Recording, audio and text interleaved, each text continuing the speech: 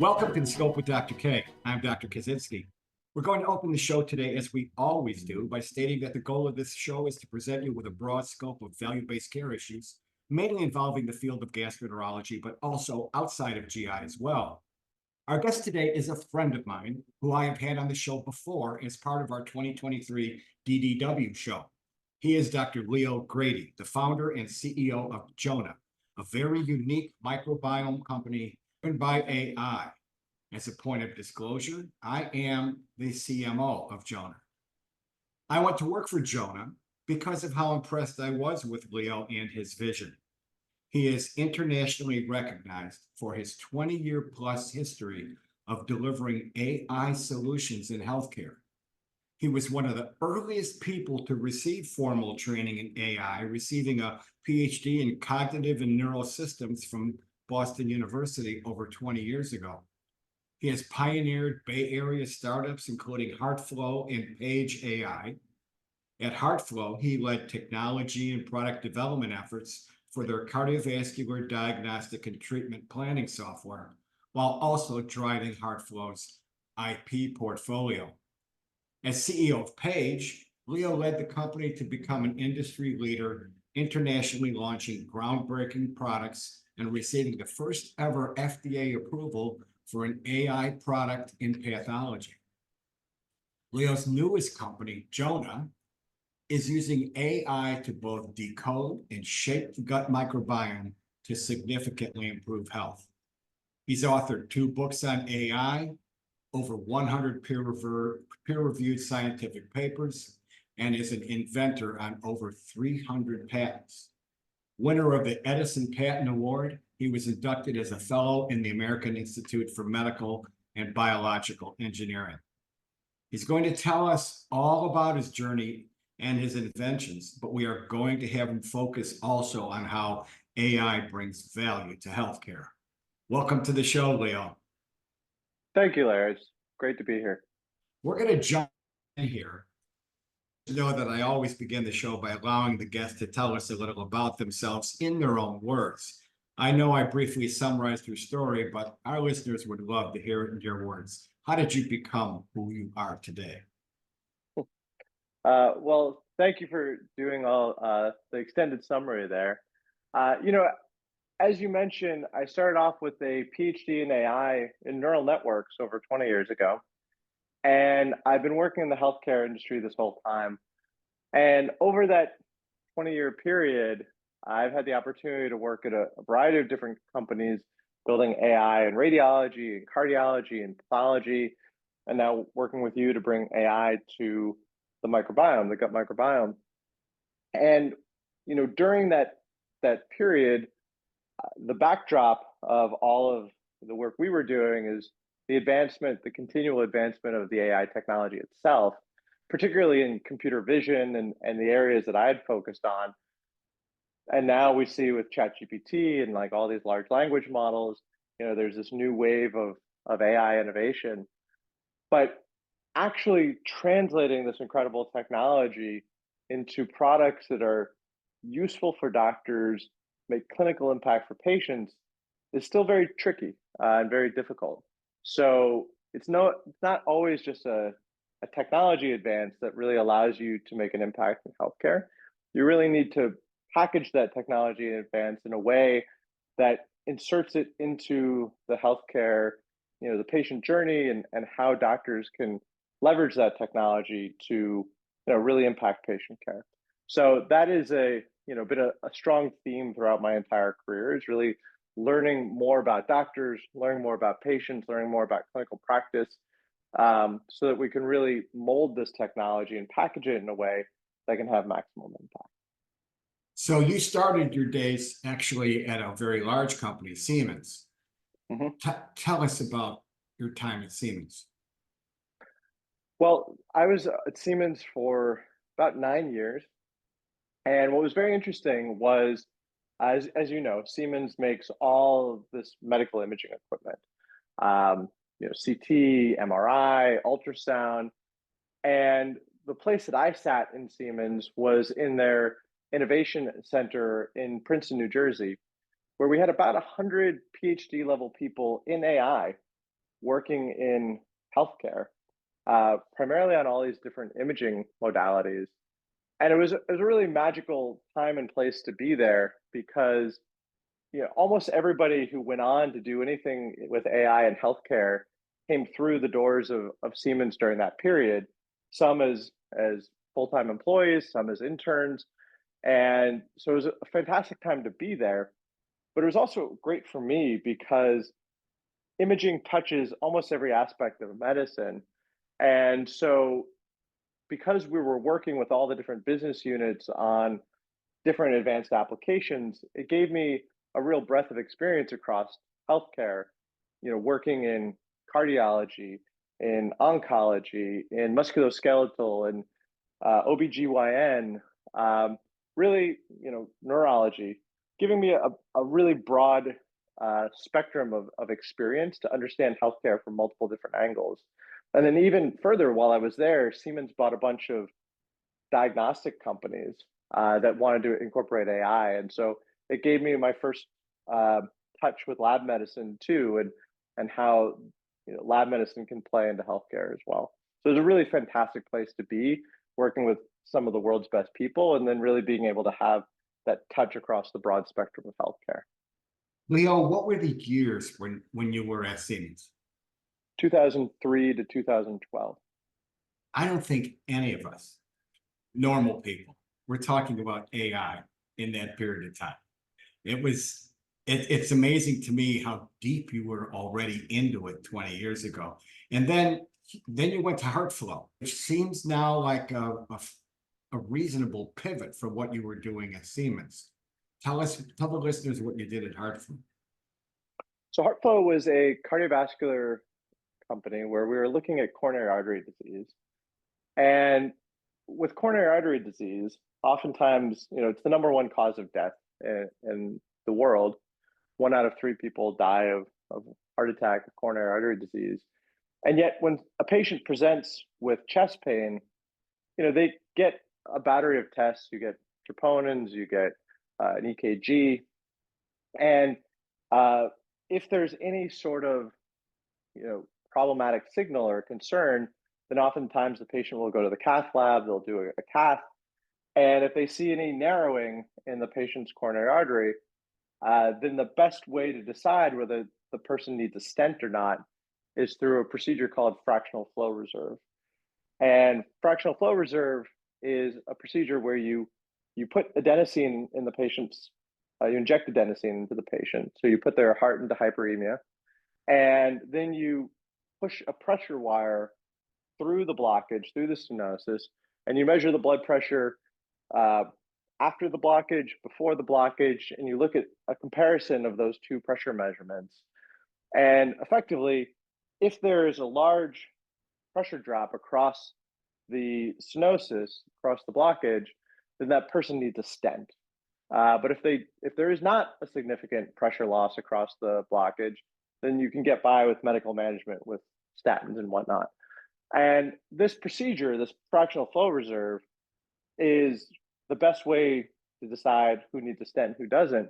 But the problem with it is it's invasive, it's expensive, it's painful, it's dangerous, and about 80% of the time you find the person does not need a stent, really. So they've gone through that whole procedure for nothing.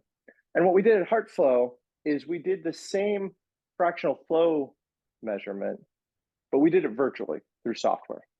And the way we did that is we took a cardiac CT scan, cardiac CTA, CT angiogram, and then we used computer vision AI to build a very detailed 3D model of the person's heart and their coronary arteries. And then we used computational fluid dynamics to actually calculate the blood flow through the coronary artery. And then we could measure the calculated pressure before and after the blockage. And we did validation studies. We went through the FDA. We compared these calculated pressure measurements against actual invasive pressure measurements.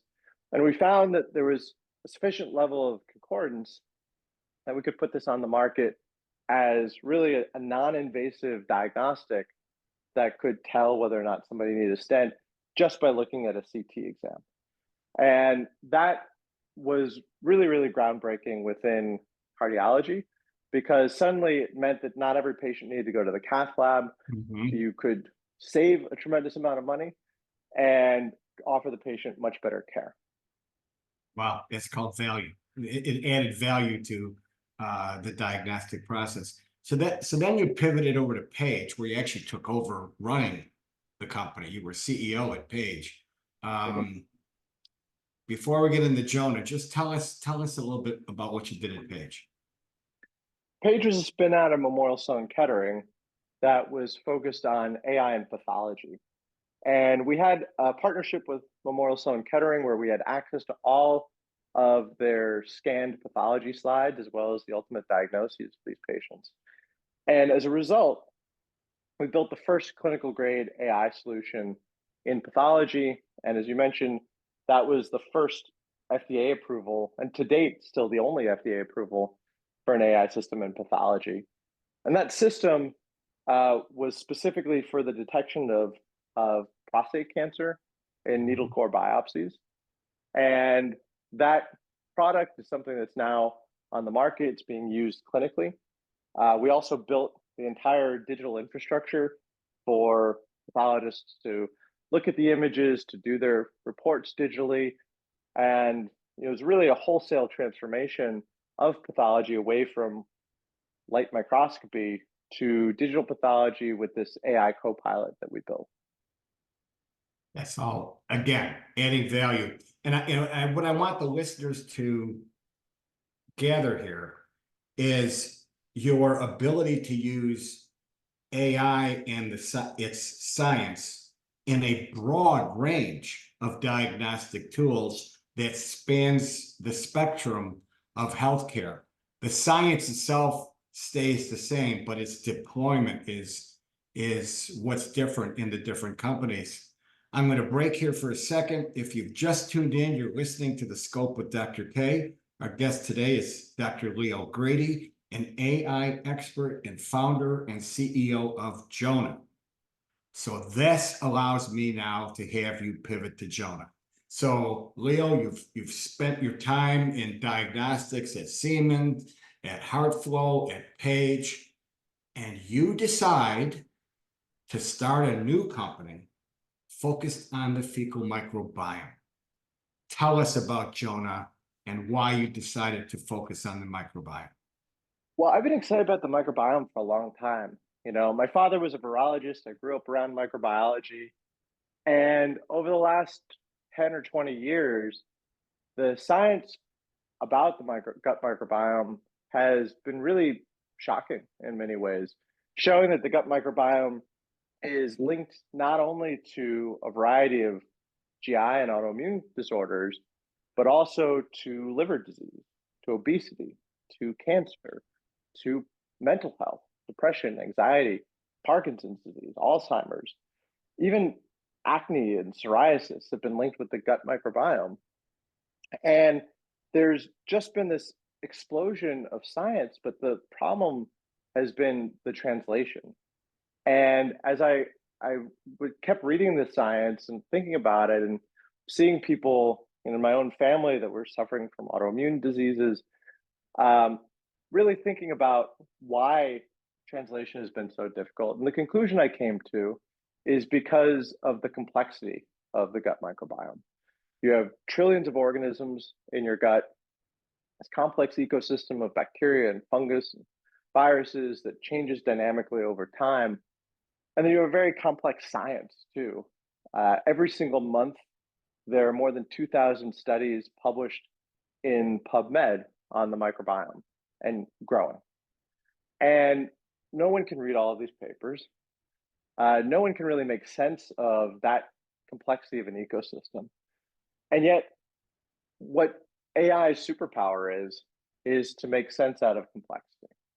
And so I felt that AI was really the key technology that would allow us to analyze the gut microbiome, to decode the gut microbiome, to draw these threads with all of the different um, conditions and symptoms that have been linked with the microbiome, but also to read all of the literature and to be able to keep up with the science And then also read the interventional literature on how you can change the gut microbiome through diet, lifestyle, supplements, and even medications. And people talk about the gut microbiome and they say it's a new organ, but if it's a new organ, it's really an organ of data.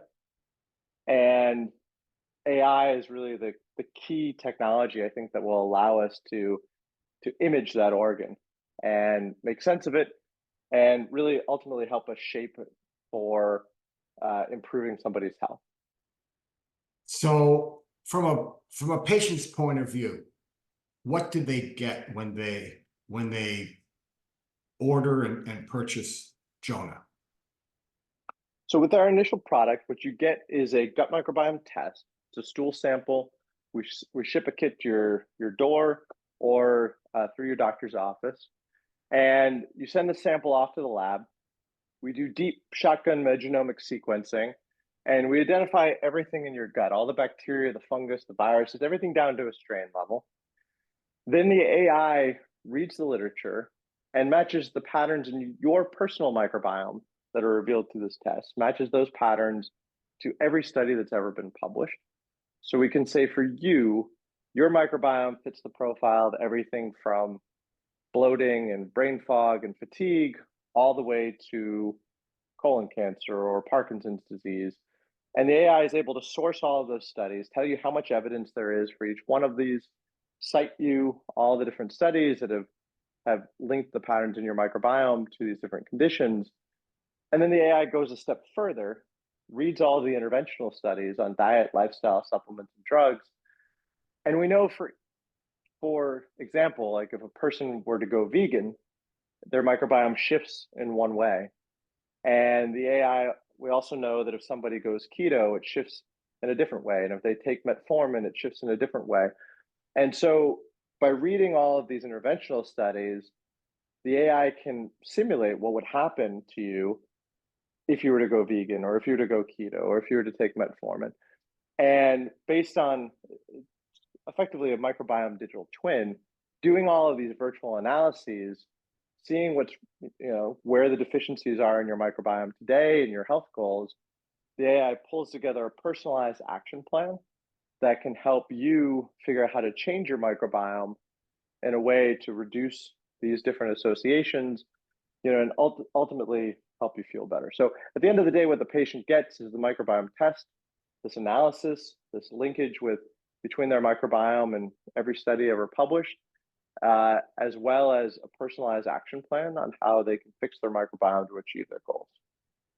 Well, I can certainly see the value it provides to the patient, but I also see the issue that develops where the sheer complexity of the report and all this literature that now, medical literature, that the patient is presented with. This also opens up a product for the patient and their provider to jointly utilize. So tell us how this applies, how this product can be utilized by a provider providing care to a patient.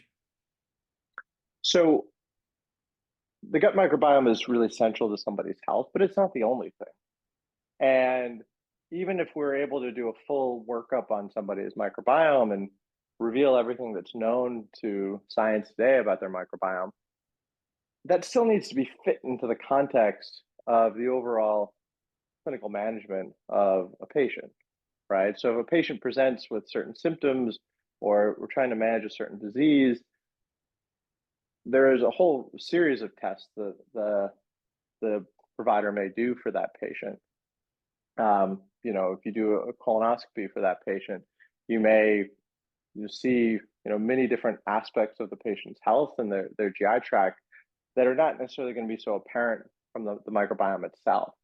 And so I really see the microbiome and the Jona analysis as one picture, one element, one workup that the doctor can integrate into the overall management and care plan for this individual, but not as the sole plan or treatment plan for this individual. It's really an information source that the doctor can integrate into the management. Well, I could tell you from as someone who practiced for as long as I did, to be able to have an AI-driven review of the medical literature presented to me in a focused way towards the patient I'm taking care of. It's got a lot of utility for the provider. Providers are very busy today, and they barely have time to read the general literature without going deeply into medical literature specifically around a specific patient. So that personalized review of the medical literature with the provision of all the articles right there to the provider, and that's got a lot of value to the average provider taking care of patients today.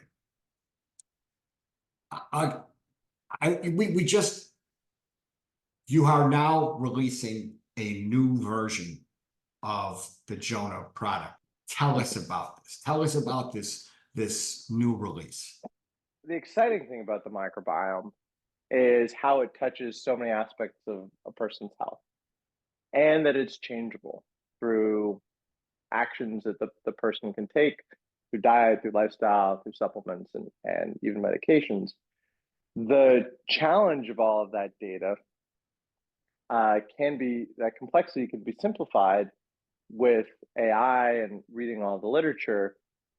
Still, all of that AI analysis and literature has to get presented to a patient and a doctor in a way that they can understand and take action on, and that is clear. And that last part, is a real challenge of product design and user experience, UX design. And so for us at Jona, our initial launch simplified the complexity of the literature and the microbiome through the AI, but the delivery to the doctor and the patient was still a little bewildering and still a little hard to navigate. And so a lot of the feedback that we got from doctors was, I want to look at this result, I want to look at this report and know, is this person good, or is everything, okay? Is there a bad spot? If there's a bad spot, like, where is it? What do we do about it? And so we really redesigned the whole product to answer those clinical questions for the provider, where we separate out the impact of the microbiome in 5 key areas: GI health, metabolic health, brain health, skin health, and physical performance.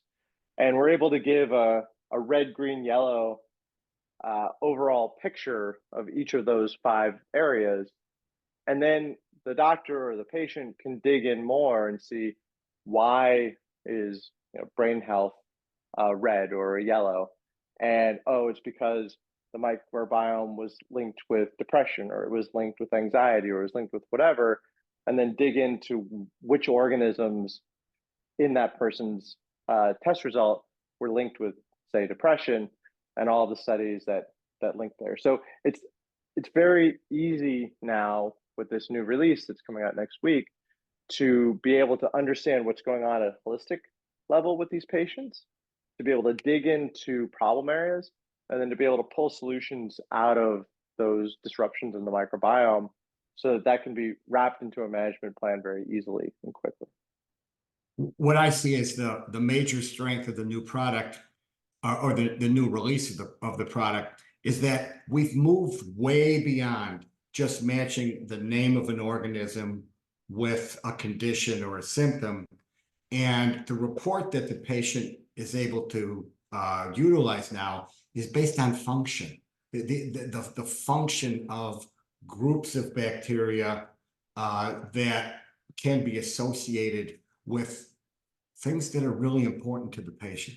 The patient may not care or won't care about a specific organism, but they're going to care about their gut health, their brain health. They're today, in today's day and age of performance needs, they're going to want to know, they're going to move beyond just making sure they're consuming enough protein to make sure that their muscle mass is intact, and know that the microbiome is indicating that their ability to perform is in the right direction. So I really do believe this is going to be a very, very useful tool for patients going forward. So Leo, one final question to you. Where's Jona going to go in the future? So today, as you point out, just going beyond, organisms and levels and what is the function, what does it mean, putting the entire scientific literature at the fingertips of the doctor and the patient, already that's a huge step up from where we've been the last few years. At the same time, if the microbiome truly is capable of being a diagnostic for Parkinson's disease, for fatty liver disease, for NASH, for colorectal cancer, it seems that we will have the opportunity to really go beyond the existing literature and ultimately build clinical grade diagnostics and therapeutics as we learn more about the microbiome, as we work with more doctors and more patients and are able to gather more data. And so ultimately, where I see Jona going, our vision for the company is to be able to fully analyze the microbiome, really use this as a crystal ball to understand somebody's health, to get ahead of early diagnostics, and then to either work on therapeutics, ways to change this person's microbiome, or even preventative health so that they never get sick in the first place. And ultimately, I believe you're going to be getting microbiome test with your yearly checkup. And that is going to be a guide for you on keeping track of your health, getting ahead of things early. And for those athletes, for those people that are interested in performance or that are actively working on a problem, we can do much more detailed analysis of what the root cause is and how to fix it. Well, Leo, from your lips, a tool that will allow us to not get ill, to avoid illness. Thank you very much for being on the show today, Leo. Thank you so much, Larry. It's been a lot of fun. And thanks to the audience for tuning in. You can access our podcast on most all podcast platforms like Apple, Google, Spotify, and others. Learn more about the show on the program's page on Healthcare Now Radio. Lend your voice to the conversation on X at HC Now Radio. Be sure to follow us. We're bringing patients, providers, and payers together to reimagine GI care. Until next time, I'm Dr. K. Stay well.